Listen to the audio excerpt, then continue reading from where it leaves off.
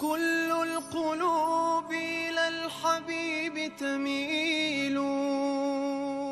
Assalamualaikum warahmatullahi wabarakatuh. Semoga tuan-tuan dan puan-puan yang dirahmati Allah sekalian dalam keadaan sihat, sihat tubuh badannya, sihat akal fikirannya, dan yang paling penting sekali sihat keimanannya, insya-Allah. Di kesempatan kali ini ingin kita kongsikan satu nilai yang sangat penting dalam diri seorang Muslim, iaitu amanah. Amanah ini adalah kepercayaan yang diberikan kepada seseorang yang seharusnya kita jaga dengan baik dan tunaikan dengan penuh tanggungjawab. Tidak ada manusia dalam dunia ini yang tidak dibebankan dengan amanah. Semua manusia, hatta kalau dia tinggal sendiri pun ada amanah yang perlu digalas. Itu yang pertama, antara amanah yang ada pada seseorang itu adalah amanah terhadap Allah SWT, iaitu melakukan segala suruhannya dan meninggalkan segala larangan dia. Yang kedua, amanah seseorang itu terhadap diri sendiri. Bagaimana ia memperlakukan kesihatan ataupun tubuh badan yang telah Allah berikan, yang telah Allah amanahkan kepada dia. Adakah ia menggunakan dengan baik atau sebaliknya? Dan yang akhir sekali, amanah kita terhadap sesama manusia.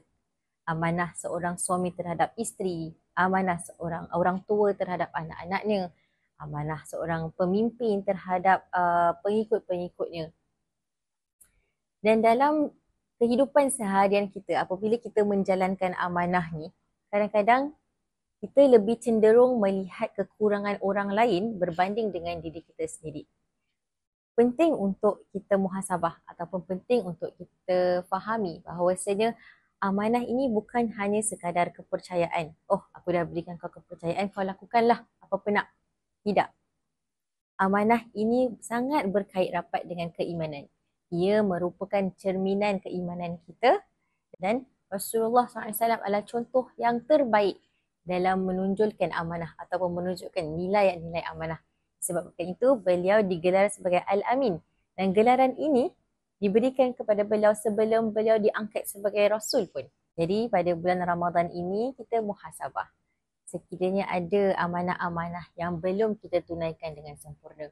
Atau ada amanah-amanah yang kita ambil sambil lewa. Kita perbaiki, kita tunaikan dengan sebaiknya, insya-Allah. Kerana setiap amanah yang diberikan kepada kita, setiap amanah yang dibebankan atas diri kita akan dipertanggungjawabkan, akan dipersoalkan di akhirat kelak. Dan tidak ada satu daripada kita yang akan terlepas daripada dipersoalkan di mahkamah Allah di hari akhirat kelak. Semoga Allah memberikan kita kekuatan, memberikan kita kesabaran untuk menjalankan kesemua amanah yang kita ada, dan Allah lindungi kita daripada menjadi seorang yang zalim atau menjadi seorang yang munafik sepanjang kehidupan kita. Amin, insya-Allah. Sekian.